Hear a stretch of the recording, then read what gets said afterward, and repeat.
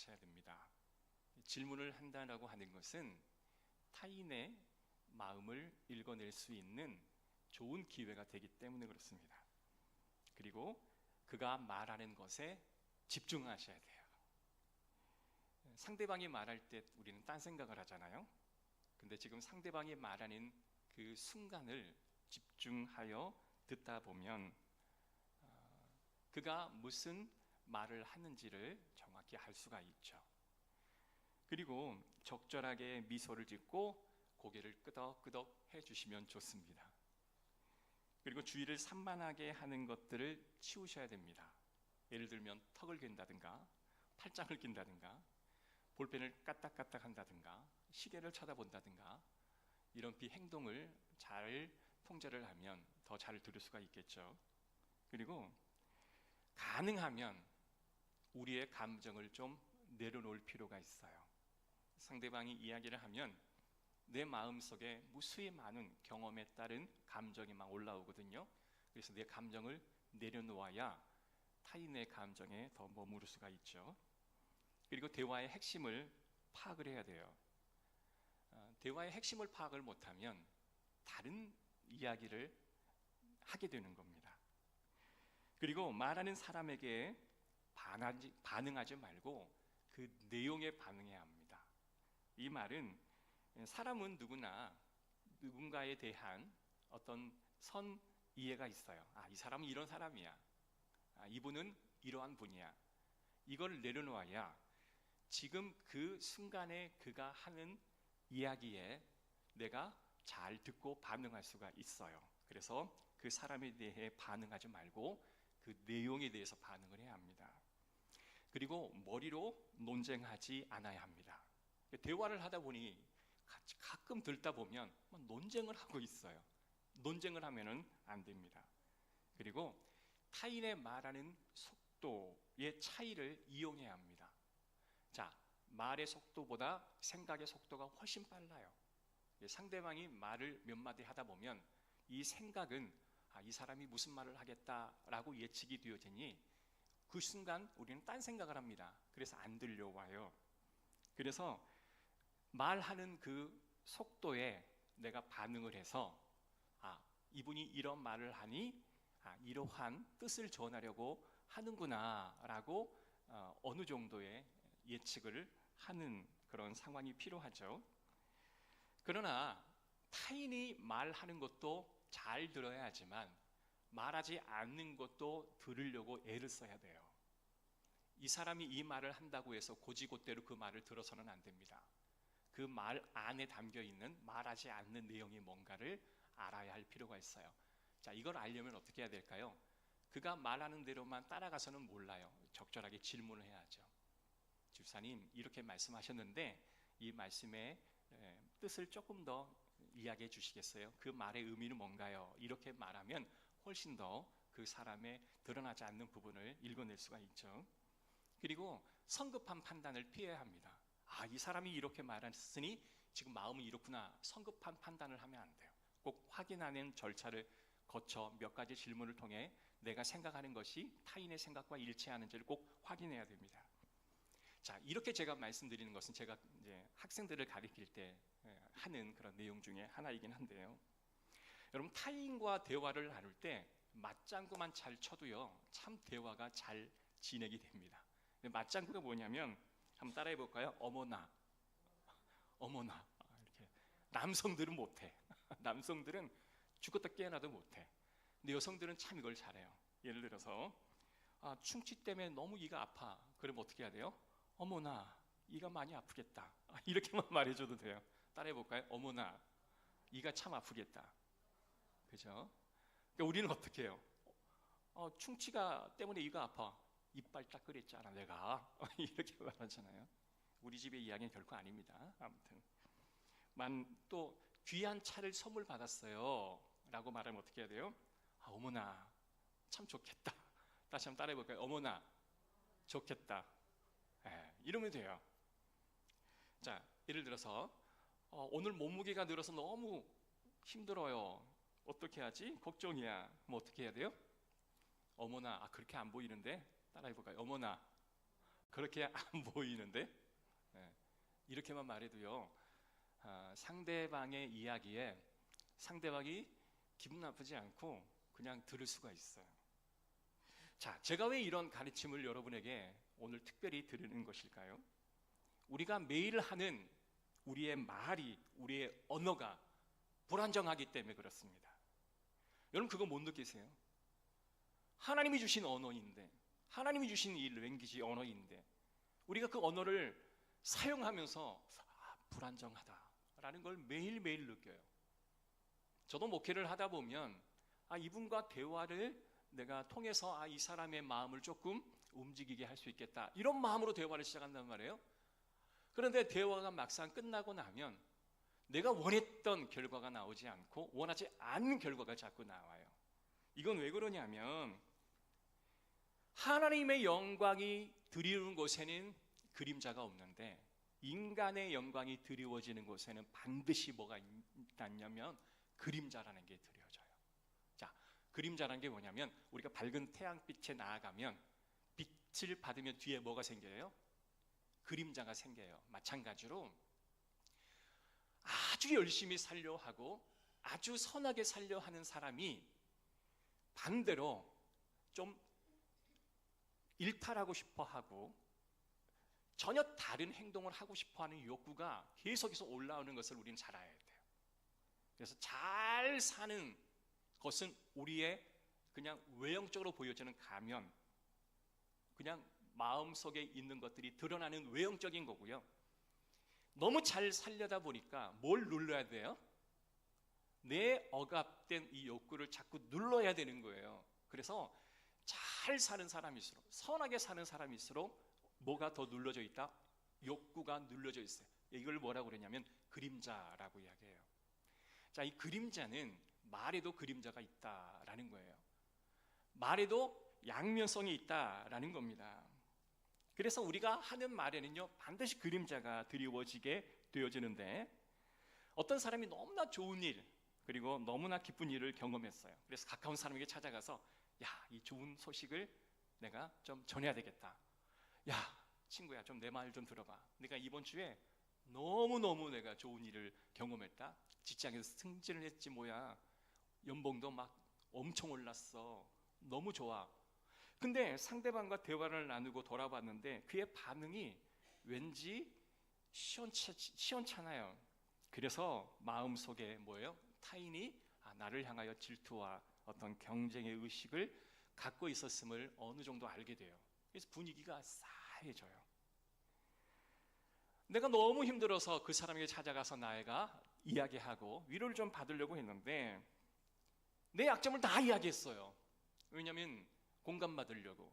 그런데 상대방이 내 약점을 딱 캐치하고 나중에 그거를 공격하는 그런 상황이 되어지면 사람의 언어에는 반드시 그림자가 있구나라는 것을 알게 됩니다. 그래서 말에도 양면성 그림자가 있다. 자, 오늘 예를 한번 들어봅시다. 오늘 우리 여자 성도님들이 몇 분이 나와서 찬양을 했어요. 제가 최고로 잘했습니다 라고 말했잖아요. 근데 이거는 보여지는 거고, 만약에 여러분들이 이것을 최대한 꽈서 여러분이 반응을 해 보신다고 한다면 이렇게 이야기하는 사람도 있을 거예요. 아니, 오늘 내가 그렇게 잘한 게 아닌데 왜 이렇게 칭찬을 하지? 무시하는 걸까? 이렇게 생각하는 사람도 있다는 거예요. 꼬면 너무나 멋지십니다. 너무나 오늘 참 멋지십니다. 그러면 내가 평소에는 안 멋졌나? 왜 오늘 나에게 칭찬을 하지? 이렇게 꽈요. 그리고 지나가는 이제 집사님 보고 나단이 오늘 정말 멋지다. 정말 오늘 멋지십니다. 아드님이 너무 멋지셔요. 그런데 옆에 딱 지나가는 사람이 그걸 듣고 아니, 지난주에 목사님은 우리 아들 칭찬도 안 하더니 오늘은 딴 사람만 칭찬하네? 뭐 이렇게 꽈서 듣는단 말이에요. 이게 뭐냐면 말에 그림자가 있다라는 거예요. 어떤 말을 해도 그 말에 드리워지는 부분을 보는 분도 있지만 그 말에 그림자를 보는 분이 있어요. 자, 그러면 그 말이 문제가 있는 거예요. 그 말에 그림자를 보는 그 사람이 문제가 있는 거예요. 그 사람이 뭔가가 자신 안에 있는 그림자가 있는 거예요. 그래서 그 마음의 욕구를 자꾸 그걸로 건드림을 받으니까 그러는 거예요. 자, A 이야기를 듣고 그냥 A-다라고 이야기하는 건 괜찮아요. 그런데 A라는 이야기를 듣고 이건 B네라고 말하는 것은 문제가 있는 거예요. 그래서 누구든 사람에게 한번 물어보세요. 지금 목사님이 하는 말을 어떻게 들으셨어요? 라고 말해서 상대방이 참 칭찬으로 들었어요. 그러면 내가 잘못했구나, 칭찬인데 내가 오해했구나, 이렇게 반응하셔야 되는데 A를 그냥 B로 이야기해버려요. 이건 문제가 있다라는 거예요. 아멘. 자, 이렇게 제가 서두를 길게 이야기하는 이유는 언어 가운데 있는 그림자가 굉장히 많이 있다라는 겁니다. 좋은 말, 칭찬을 하는데 또 다른 그림자가 있어서 어떨 때는요, 전혀 생각하지 않는 것이 막 떠올라 전혀 반대의 이미지가 자꾸 떠올라서 나를 힘들게 할 때가 있다라는 거예요. 모든 것들이 다 이런 것들이 있어요. 그래서 우리가 하는 이 언어 생활은 쉬워요, 어려워요? 참 어렵습니다. 이걸 다 하는 이 상담 박사도 어려워해요. 왜냐하면 내 차원에서는 나를 충분히 어느 정도는 통제가 가능하나 타인 안에서 이루어지는 것을 통제할 방법이 없는 거예요.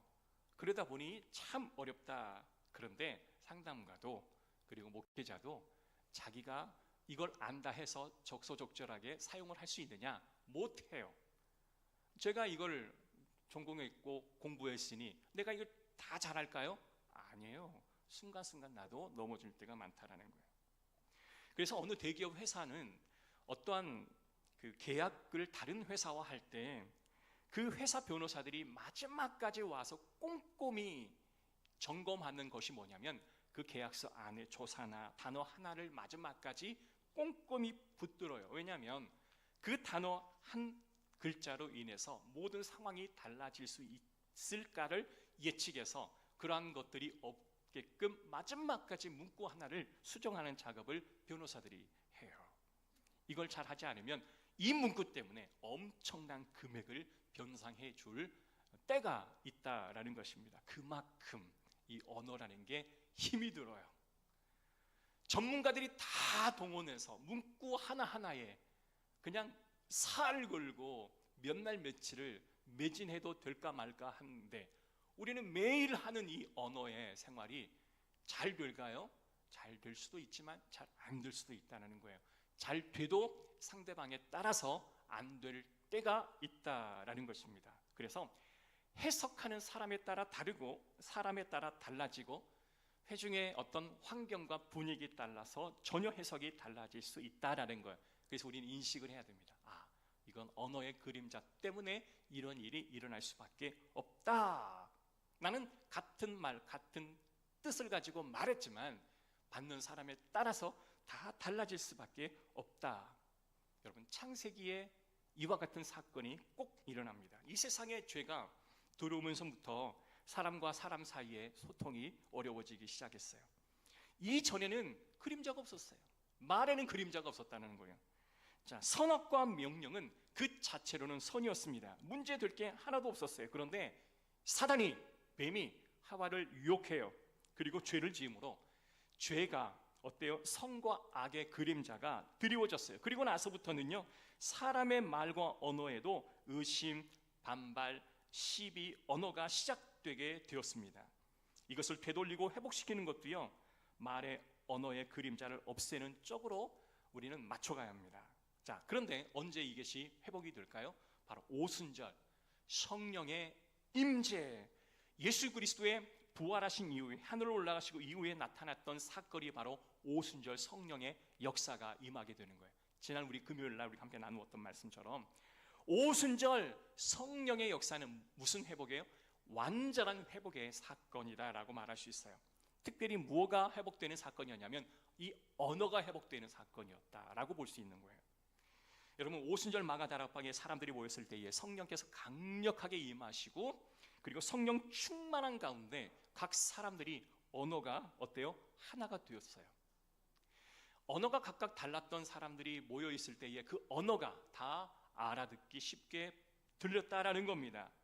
그래서 어떤 교단에서는 성령 받음의 증거가 방언이다라고 말하지만 사실 성령을 받았건 받지 않았건 여러분 방언을 했건 하지 않았건 이건 성령의 임재하심의 증거는 될 수가 없는 거예요. 성령이 임하면 우리에게 가장 먼저 오는 게 뭐냐면 언어의 회복이에요. 아멘. 말의 회복이 시작된다라는 겁니다. 창세기 11장 1절에 보면 온 땅의 언어가 하나요 말이 하나였더라.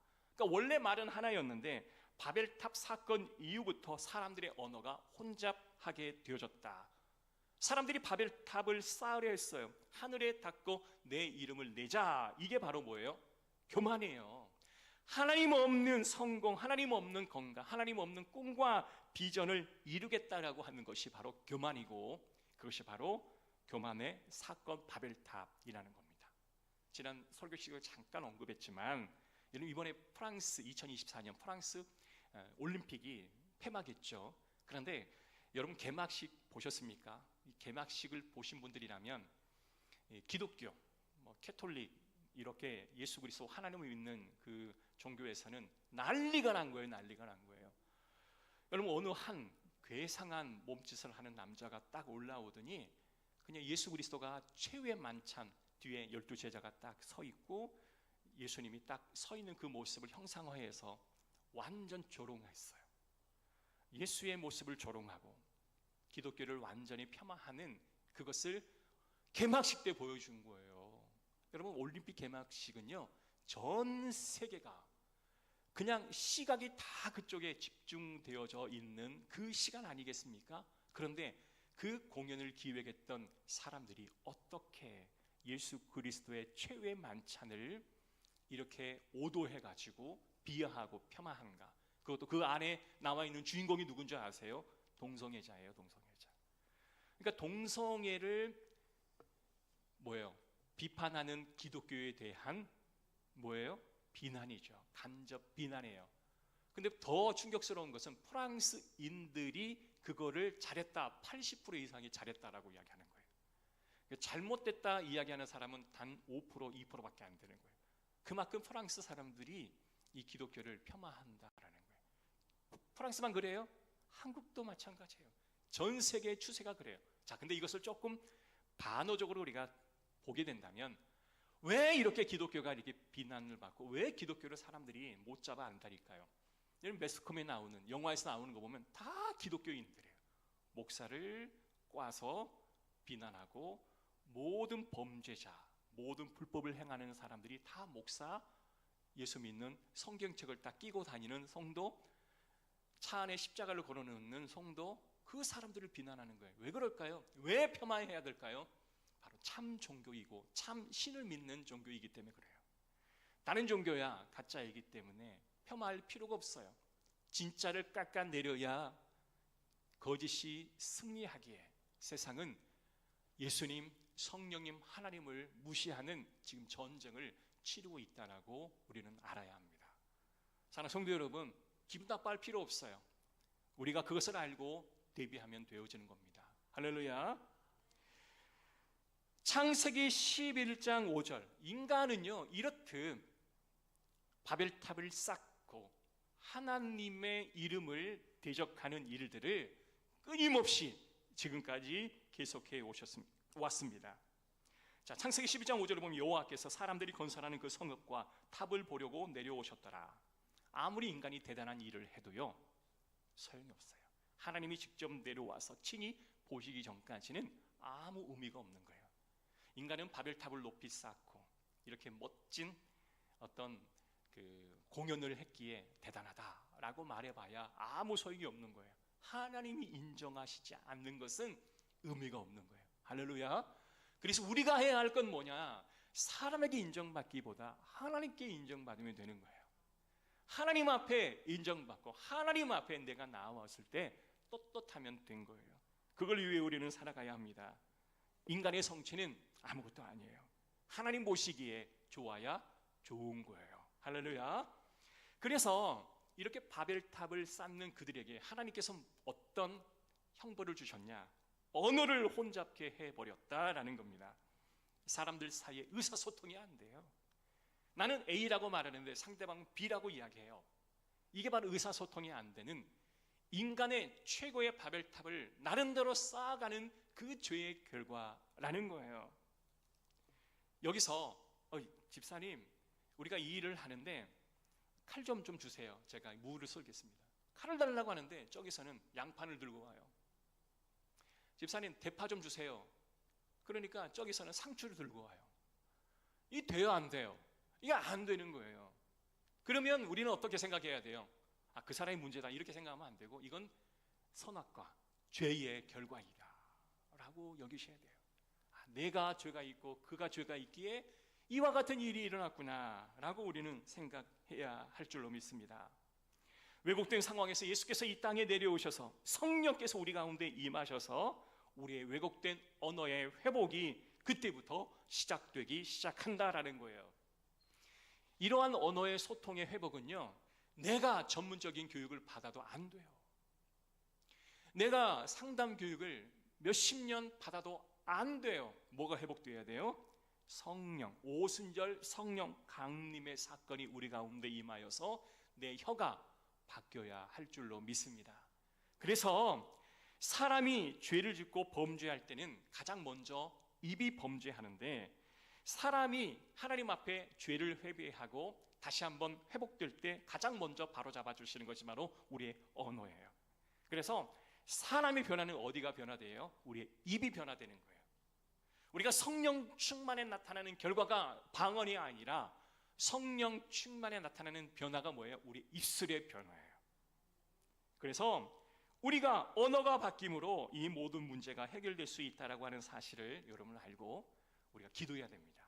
하나님, 오순절 마가다락방 위에 임하신 성령의 은혜가 오늘 우리의 입술 위에 부어지게 하옵소서. 우리의 공동체 안에 부어지게 하옵소서. 그래서 이 언어가 회복되게 하여 주시고, 내가 축복의 말을 하면 축복의 말로 받아들이고, 그리고 내가 그 사람에게 이렇게 하나님 말씀으로 조언하면 그 조언하는 그것만 내가 사랑으로 받아들이게 하옵소서.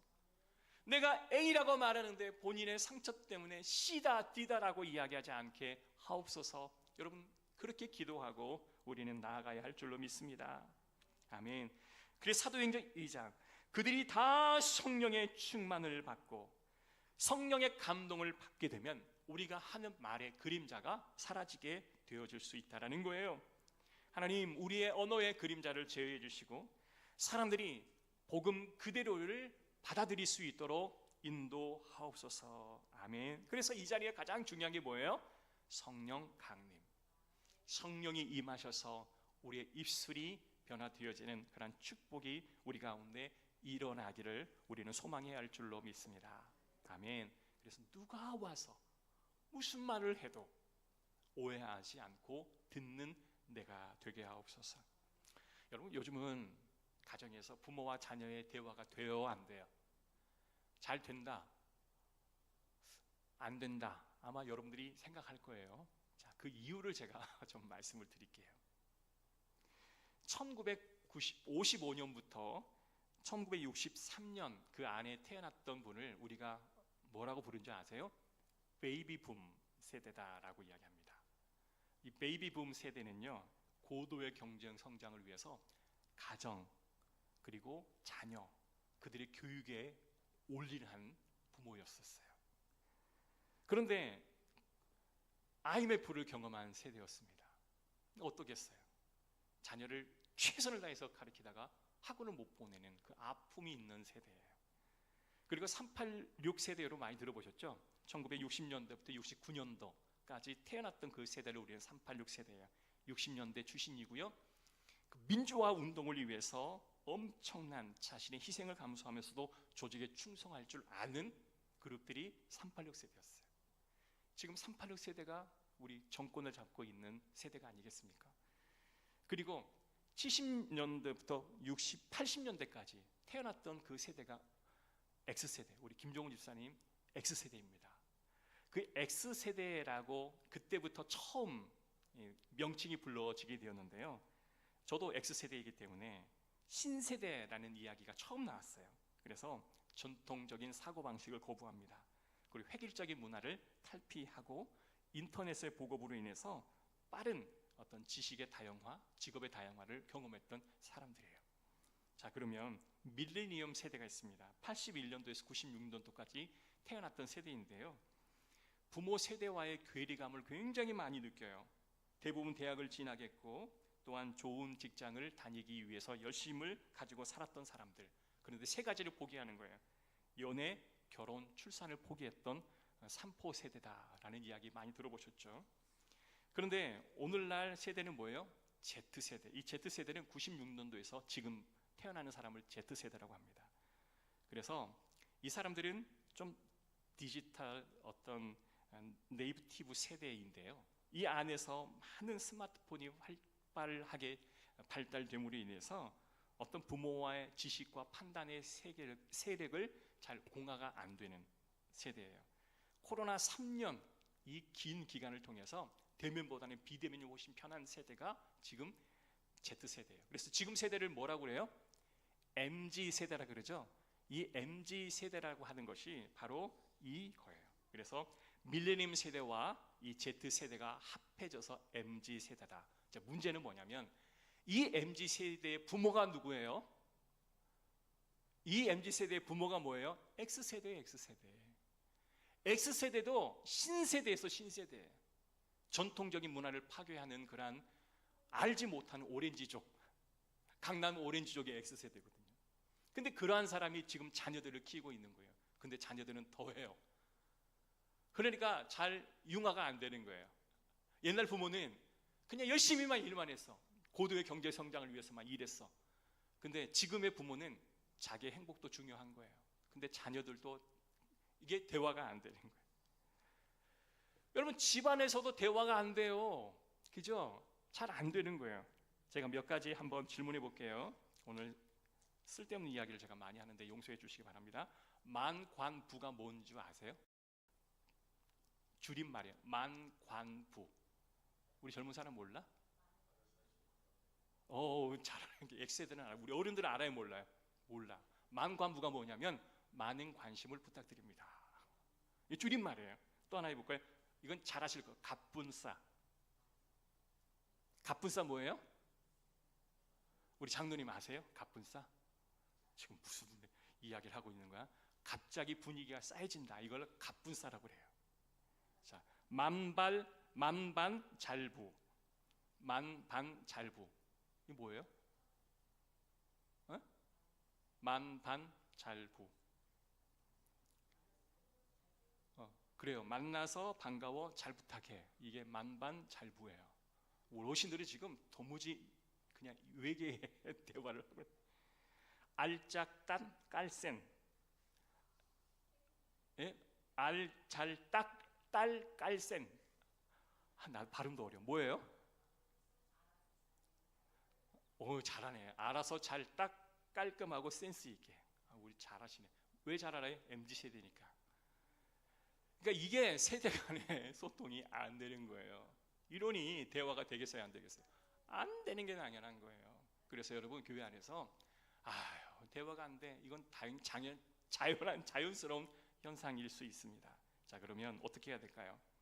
하나님, 우리 부모와 우리 자녀, 우리 가정이 성령 충만한 하나님의 은혜가 있어서 이 말의 그림자가 없어지게 하옵소서. 여러분, 그렇게 기도하셔야 돼요. 할렐루야. 부모와 자녀와의 관계가, 성도와 성도와의 관계가, 목회자와 성도와의 관계가 성령께서 역사하셔서 어떤 기계나 테크닉도 중요하겠지만 성령의 기름 부으심이 있어서 대화하고 또한 나눌 때 예민하게 반응하지 않는 성령의 기름 부으심에 유연한 사고가 있게 하옵소서. 그래서 여러분, 문제가 있을 때 우리가 먼저 해야 할 건 뭐냐면 그 사람이 대화하는 방식을 고치기보다는 말씀 앞에서 엎드리고 하나님 앞에 기도하는 그 기도의 자리에 나오는 것이 그 무엇보다도 중요한 것입니다. 그래서 문제가 있을 때 기도의 자리에 나오지 않는 게 문제가 된다라고 말씀을 드리는 이유가 바로 그거입니다. 예수님께 세례를 받으실 때 하늘에서부터 무슨 음성이 들려왔냐면 너는 내 사랑하는 아들이라 내가 너를 기뻐하노라. 그런데 오순절 성령 강림 때도 하나님 이 말씀이 우리 가운데로 부어졌어요. 예수 그리스도를 통해서 우리 가운데 부어졌습니다. 그러면 우리 가운데 성령의 역사가 임하면 우리는 어떤 말을 해야 돼요? 당신은 내 사랑하는 성도입니다. 당신은 내 사랑하는 우리의 동역자입니다. 이러한 말이 나갈 수밖에 없는 거예요. 이게 성령 충만함의 증거예요. 할렐루야. 자, 우리가 해야 할 일이 이제 분명해진 거예요. 아멘. 누가복음 3장 23절 예수님이 가르침을 시작하실 때에 예수께서 그 음성을 들으실 때에 성령 충만한 상태에서 하나님 말씀을 가르쳤다라고 말씀하셔요. 뭐예요? 사무엘하 23장 2절 여호와의 영이 나를 통하여 말씀하시며 그의 말씀이 내 혀에 있도다. 뭐가 있다? 내 혀에 하나님 말씀이 있도다.